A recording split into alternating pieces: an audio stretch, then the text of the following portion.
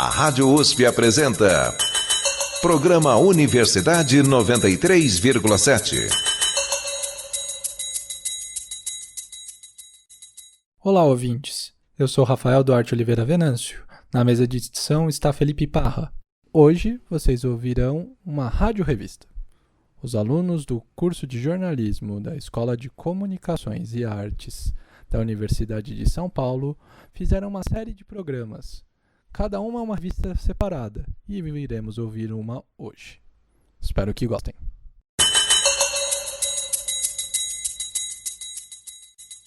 Olá, seja bem-vindo a mais uma rádio-revista do Universidade 93,7.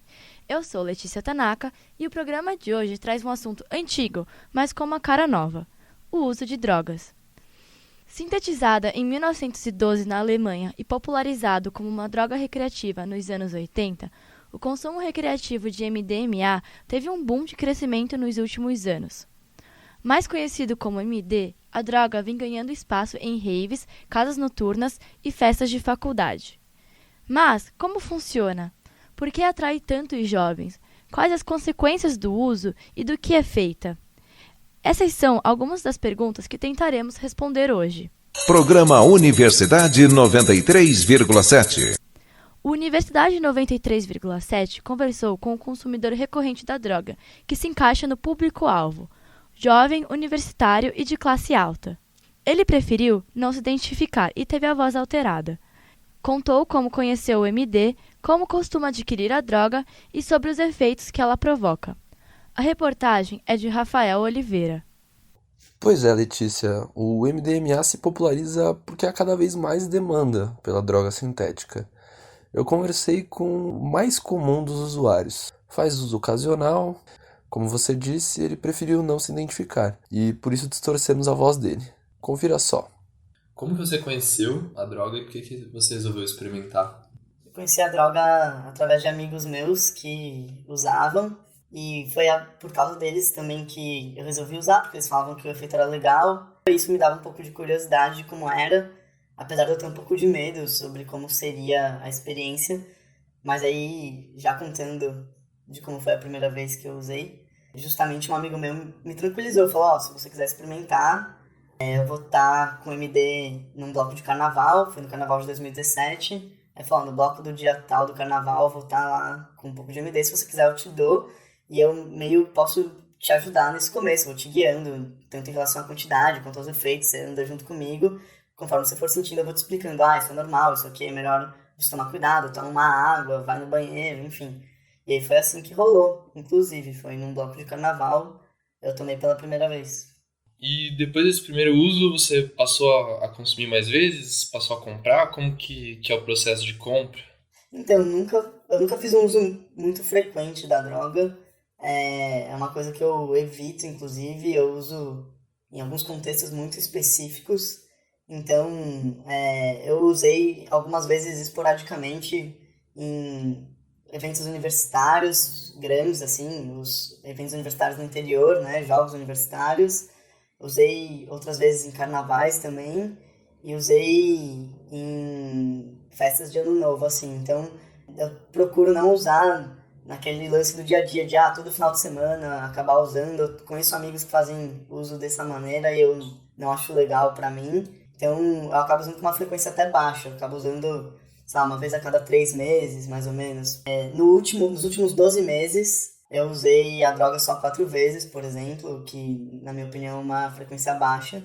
Sobre a compra, o processo de compra, eu nunca comprei diretamente dos traficantes, eu sempre vejo com algum grupo de amigo meu que tá atrás de comprar a droga e compro junto com eles, e aí algum amigo meu acaba fazendo corre, né, como a gente fala, algum amigo meu fala com o traficante, e aí o que eu sei que os meus amigos já fizeram, né, às vezes aconteceu de encontrar o traficante numa rua movimentada, por exemplo, perto de alguma estação de metrô, alguma coisa assim, e uma coisa que rola bastante também é o pedido por WhatsApp, assim, são traficantes que vendem por uma galera um pouco mais de elite, assim, classes A e B, e que aí eles, inclusive, fazem delivery em casa, então eu sei que amigos meus já pediram por WhatsApp, pedem a quantidade, o cara fala o preço, e aí ele combina uma hora em que ele vai passar na sua casa, onde você pedir, no endereço tal, e vai levar a droga.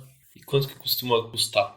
Isso varia muito pela quantidade que você compra. Então, como várias vezes eu já comprei com grupos de amigos grandes, a gente conseguiu pagar um preço relativamente bem barato. Por exemplo, R$ 80 o grama já aconteceu. Mas se você compra, sei lá, só 1 ou 2 gramas, uma quantidade mais baixa, aí chega a custar 150, eu já paguei num grama. Foi o preço máximo que eu já paguei. Depende também da qualidade, assim, né, da droga. Então, muitas vezes, não necessariamente uma droga mais cara é necessariamente melhor. Mas muitas vezes uma droga muito barata não vai ser tão pura, não vai ter os efeitos tão puros do MDMA, vai ter outras coisas misturadas, enfim. E quais são os efeitos que você costuma sentir? Normalmente dá uma euforia, uma sensação de prazer, de empatia com o mundo, com as pessoas ao seu redor, você quer ser amigo de todo mundo. Na hora que a droga bate mesmo, você oscila normalmente entre dois efeitos, né, que a gente chama de derreter, que é você sentir o seu corpo pregado no chão, uma moleza, mas é muito... E o momento que você frita, que é quando você quer se mexer, que você fica agitado, você quer dançar, você quer interagir com todo mundo, você fica agitado. Então esses são os efeitos no momento, assim. E depois, nos dias seguintes? Nos dias seguintes e nos momentos seguintes, né, o que acaba acontecendo é que quando a droga baixa, você fica com uma sensação já de que o mundo normal não é o suficiente, assim, e ao longo dos próximos 1 ou 2 dias pode bater uma certa sensação de... Eu nunca cheguei a ter depressão exatamente, né, mas dá uma certa tristeza, nada no mundo assim te satisfaz, mas eu lido muito tranquilamente com isso, eu tenho a cabeça muito no lugar. Eu não fico encucado com isso, mas tenho amigos que relatam um princípio de depressão, assim, nos 2 dias seguintes a usar MD, principalmente porque nenhuma serotonina é o suficiente para te deixar feliz, assim. Você chegou a pesquisar sobre os riscos, buscou na internet mais informações antes de usar?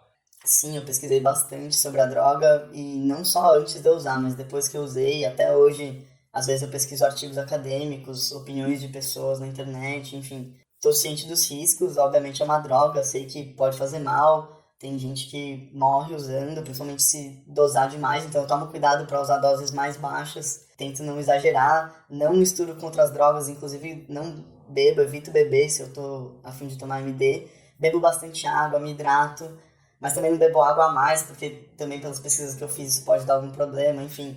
Tento ir no banheiro pra ir limpando o corpo, é isso. Eu tomo os cuidados necessários, mas sim, sei que pode dar ruim a droga, né? É isso. Rafael Oliveira para a Universidade 93,7. Você está ouvindo Universidade 93.7. O programa de hoje é uma rádio-revista. Uma proposta diferente para os nossos alunos experimentarem em podcasts.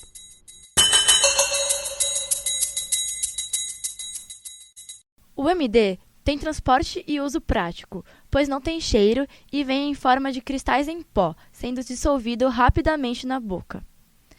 As sensações de prazer, a energia e a euforia que a droga oferece atrai cada vez mais os consumidores, mas nem tudo é alegria. O repórter Pedro Gabriel conta um pouco mais dos efeitos e dos perigos que o MDMA pode causar. Conversei com Pedro Alves Zanotto, mestre em Psicologia pela USP de Ribeirão Preto, sobre os riscos que o MDMA, conhecido popularmente como MD, pode causar.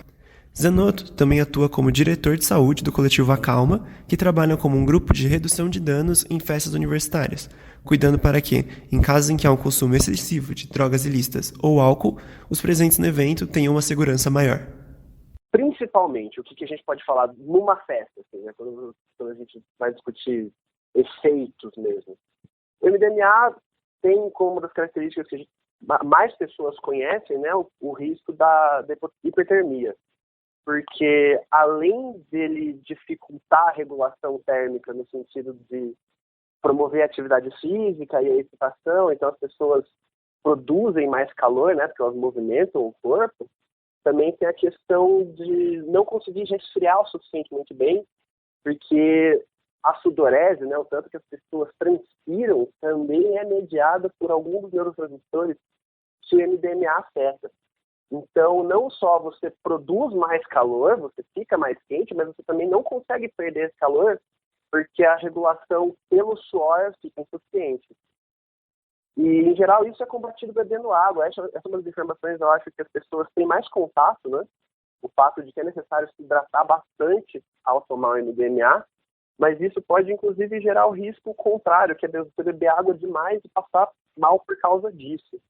E, assim, é um dos perigos de morte mais prementes do MDMA, porque nessa tentativa de diminuir os danos e os riscos, as pessoas acabam exagerando, tomam muita água, mas, assim, quantidades absurdas mesmo, e passam mal ou até morrem em função disso, causam um desequilíbrio osmótico, e a pessoa não consegue mais fazer neurotransmissão, porque todo o sódio que ela tinha em diversas vias que iam fazer neurotransmissão acaba sendo perdido para a água. O pesquisador ainda conta que a combinação mais perigosa do MDMA é com antidepressivos. O MDMA ele é muito similar a moléculas que estão presentes no nosso corpo, e ele tem essa questão de liberação de grandes quantidades de neurotransmissores que nós já temos. E alguns antidepressivos, sabe aquela enzima que eu falei que vai lá e quebra a serotonina quando ela está ali na fenda sináptica? Tem alguns antidepressivos que têm uma substância que desativa essa enzima. Então você fica com uma grande quantidade de neurotransmissor na fenda sináptica e ele nunca é degradado. Ele fica ali enquanto precisar.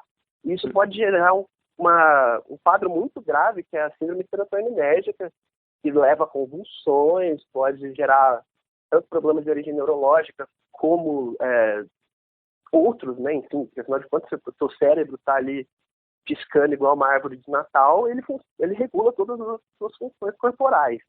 Além disso, também menciona o risco de se misturar a substância com outras psicodélicas e com o álcool, visto que o álcool estimula a liberação de água no corpo e o MDMA também causa desidratação.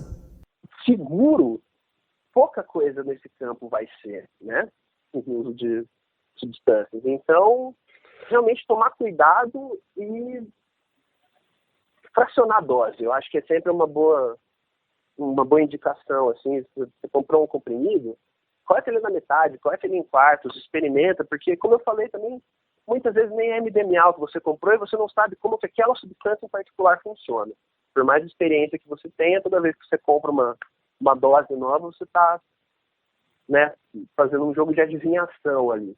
Pedro Zanotto também comenta que o MD pode causar efeitos após o uso pelas próximas 2 ou 3 semanas. De curto prazo, assim, que a gente diz 1, 2, talvez até 3 semanas, que a gente pode mais descrever no uso de MDMA, é uma dificuldade de concentração mesmo, de raciocínio após o uso, porque, como eu falei, ele altera várias funções de neurotransmissão. Tanto ao depletar a quantidade do neurotransmissor disponível, então, por exemplo, a serotonina, o MDMA faz com que os neurônios liberem mais serotonina, e ele também impede a recaptação de serotonina. Então você fica com um monte de serotonina disponível e aquilo fica sendo absorvido, e você tem todos os efeitos do MDMA a partir disso. Só que como ele impede a recaptação também, acaba uma hora com a serotonina. Então as pessoas passam alguns dias com níveis muito baixos de serotonina no corpo após um uso mais pesado de MD. Então tem essa dificuldade da concentração, pode acontecer também de ter visão turva, assim, dificuldade de enxergar, que também está relacionado com esse desequilíbrio dos neurotransmissores. Confusão, falta de capacidade para escrever, para ler, sabe, uma dificuldade para fazer essas tarefas. Até alteração de equilíbrio e tontura, que são um pouco mais raros e estão associados a doses mais elevadas ou a um consumo mais frequente. E também um quadro de depressão de médio a forte, porque, afinal de contas, a serotonina é um dos neurotransmissores que regula o humor. Então, quando você fica com níveis alterados nele, você pode sentir um quadro depressivo mesmo. O pesquisador ressalta que, caso o uso da substância seja contínua, esse quadro de depressão pode se prolongar por mais tempo, visto que não haverá reposição de serotonina no tempo adequado, podendo levar a casos mais graves da doença. Eu sou Pedro Gabriel, para a Universidade 93,7. Você está ouvindo Universidade 93.7. O programa de hoje é uma rádio-revista. Uma proposta diferente para os nossos alunos experimentarem em podcasts.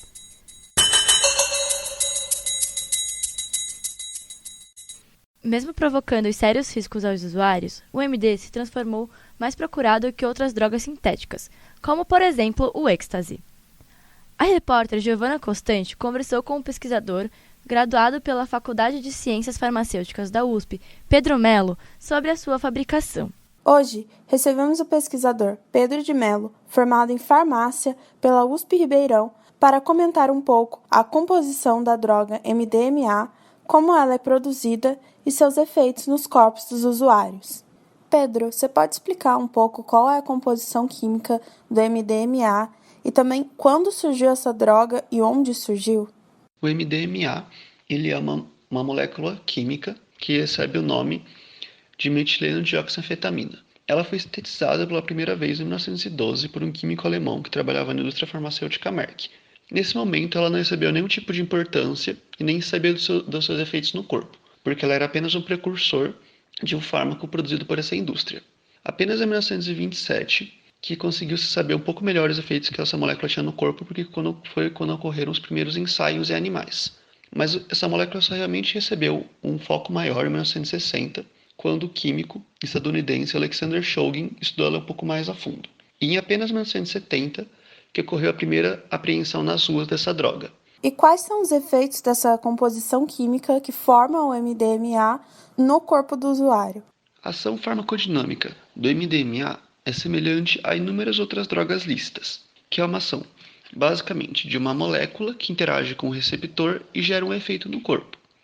No caso do MDMA, esse receptor fica no neurônio e esse efeito é o aumento da liberação, da reutilização e diminuição da degradação de 3 neurotransmissores, que são a serotonina, a dopamina e a norepinefrina. Esses 3 neurotransmissores, o conjunto, gera todo o efeito estimulante que o MDMA tem, que são principalmente a maior sensibilidade a estímulos visuais e auditivos, uma grande sensação de euforia e disposição, sensação de empatia, amor e conexão com as pessoas presentes e o ambiente à sua volta, aumento dos batimentos cardíacos e da pressão sanguínea e, por fim, dificuldade de urinar. O que acontece no corpo do usuário quando essa droga, esses componentes químicos, são misturados com outros componentes, como álcool, maconha, remédios? O MDMA, em união com o álcool, aumenta os riscos de ocorrer desidratação, além de diminuir os efeitos do MDMA no corpo. A união do MDMA com a cannabis faz com que a experiência possa sair um pouco do controle e não é muito indicado. O MDMA com a cafeína é uma coisa que pode aumentar a neurotoxicidade do MDMA e não altera muito o efeito no momento. Mas uma coisa que é realmente perigosa é a união do MDMA com alguns certos tipos de medicamento, o que pode gerar crises convulsivas e até mesmo crises hipertensivas. Com a política de criminalização de drogas e a falta de regulamentação decorrente disso, o MD pode ser vendido com outros componentes químicos em maiores quantidades, né? Quais são eles e o que isso pode provocar como efeito do MDMA?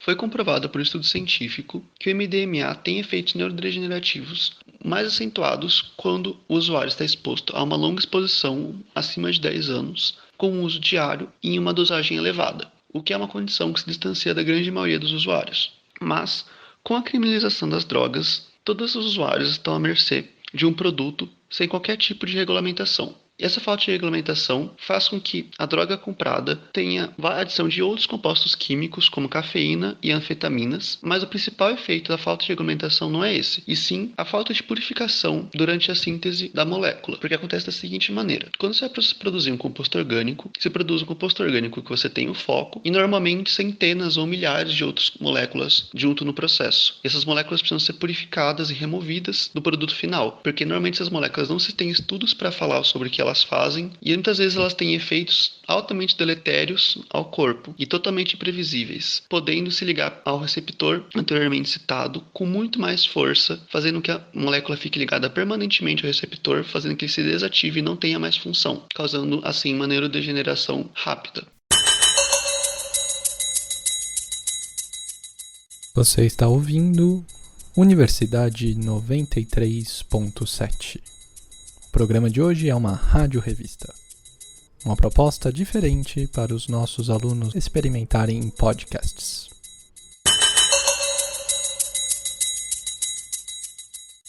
Assim como toda droga ilícita, o MDMA também circula devido ao tráfico de drogas. Uma grama de MDMA custa em média R$ 150, mas, por ser um produto relativamente novo, sua dinâmica de comercialização possui algumas curiosidades. A repórter Vitória Damasceno conversa com o advogado criminalista Fernando Castelo Branco sobre o assunto. Olá, Letícia. Olá, ouvintes. Dando continuidade ao nosso programa, como a Letícia disse, embora seja especificamente sobre o MDMA, nós ampliamos o espectro para conversar sobre tráfico de drogas, que é o tema desse bloco. E para isso eu converso com o advogado criminalista Fernando Castelo Branco, que é professor de processo penal na PUC São Paulo e de direito penal econômico na pós-graduação da Escola de Direito do Brasil. Fernando, obrigado pela sua participação e já emendando uma pergunta. Como nós vimos aqui no nosso programa, as drogas têm algumas classificações: alucinógenos, estimulantes, retardantes.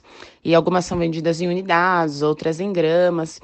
E no campo penal, que é a sua especialidade, existem particularidades de uma droga para outra, de um tipo de droga para outro? Oi, Vitória, é um prazer, eu que agradeço o convite, a possibilidade de conversar com vocês sobre um tema tão relevante e, na medida do possível, tentar esclarecer sobre o aspecto jurídico alguns temas de interesse da sociedade e dos ouvintes aqui. Bom, em primeiro lugar, não há uma classificação específica na lei quanto às drogas. O que nós chamamos da lei de entorpecentes de uma norma penal em branco. O que quer dizer isso? Pune-se o usuário de entorpecentes, de drogas ilícitas, pune-se o traficante, por exemplo, mas a lei não define quais são as drogas tidas como ilícitas, e por isso que é uma norma penal em branco. Ela depende de uma normativa, de um regulamento fora da esteira penal para dizer, caracterizar quais são essas drogas. E é exatamente uma portaria da Anvisa, periodicamente revisada, nós temos, por exemplo, uma de fevereiro de 2019, que acrescenta ou exclui substâncias e medicamentos e, dentre essa listagem, a lista de substâncias entorpecentes. Então, é com base nessa listagem da Anvisa, da Secretaria de Vigilância Sanitária do Ministério da Saúde, que nós temos aí uma definição de quais são essas drogas ilícitas que correspondem ao tráfico ou ao uso de entorpecentes. Legal. E, Fernando, nós aqui na Rádio USP funcionamos dentro de uma universidade e muitos dos nossos ouvintes são alunos. Ainda no campo penal, existe algum tipo de agravante caso o tráfico ocorra em ambientes educacionais, como escolas ou como universidades, que é onde a gente está agora? Vitória, pergunta muito importante e a resposta é afirmativa. Vamos lembrar que a pena do tráfico é uma pena que prevê a privação da liberdade, uma reclusão, de 5 a 15 anos. E dentre as causas de aumento de pena está prevista quando a infração tiver sido cometida nas dependências ou imediações de estabelecimentos prisionais, de ensino, que é exatamente essa questão das faculdades, das escolas, etc., ou hospitalares, das sedes de entidades estudantis, sociais, culturais, recreativas, esportivas ou beneficentes, de locais de trabalho coletivo, de recintos onde se realizem espetáculos ou diversões de qualquer natureza, de serviços de tratamento de dependentes de droga, etc. Então veja que é uma causa de aumento de pena quando o tráfico de droga ocorre nessas circunstâncias que eu acabei de elencar. E já encaminhando para o final, aqui no Brasil muito se fala da descriminalização das drogas. E agora eu queria saber a sua opinião. O quão avançado você acha que nós estamos nesse debate e o quão preparado estamos para isso? Vitória, nós temos um universo normativo, principalmente pautado na legislação estrangeira, que serve como modelo para, pelo menos para reflexão aqui no Brasil. Uruguai, Portugal, até mesmo Estados Unidos, são sistemas que já avançaram nessa discussão encaminhando para um reconhecimento da descriminalização das drogas, né? Numa tentativa de tratar o problema que continua, que persiste, de uma outra forma, sem o sistema punitivo do direito penal.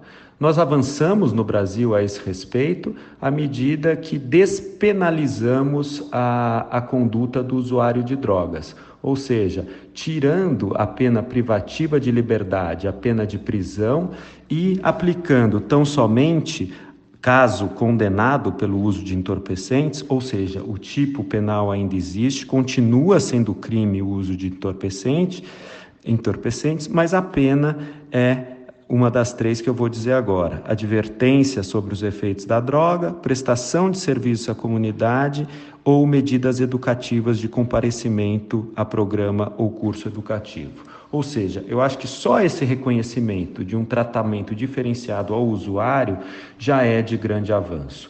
Eu sou favorável a uma discussão mais ampla que envolva um estudo relacionado à saúde pública e que corrobore, eu acho que num futuro breve, a desnecessidade da inserção desse problema na esfera do direito penal. Eu acho que, por meio da legalização das drogas, nós teríamos um controle maior, principalmente no que hoje persiste e é o grande câncer social, que é o tráfico de entorpecentes. Fernando, muito obrigado pela sua participação. Obrigado, Letícia. Obrigado, ouvintes, e até logo. Vitória, Letícia, ouvintes, eu que agradeço a possibilidade de discutir tão relevante tema social, e foi um prazer participar com vocês desse programa. Um abraço a todos. O Universidade 93,7 de hoje fica por aqui. No programa, falamos sobre os efeitos, os perigos e o tráfico do MDMA, droga que tem ganhado cada vez mais espaço na recreação jovem. Agradeço a todos os ouvintes pela atenção e bom dia. Esse programa teve reportagens especiais de Rafael Oliveira, Pedro Gabriel, Giovana Costante e Victória Damasceno. Narração, Letícia Tanaka.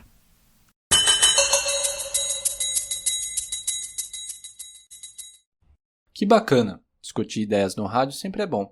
Assim, eis mais um programa interessante feito pelos alunos do jornalismo da USP. Ficamos por aqui. Eu sou Rafael Duarte Oliveira Venâncio. A edição final deste programa foi feita por Felipe Parra.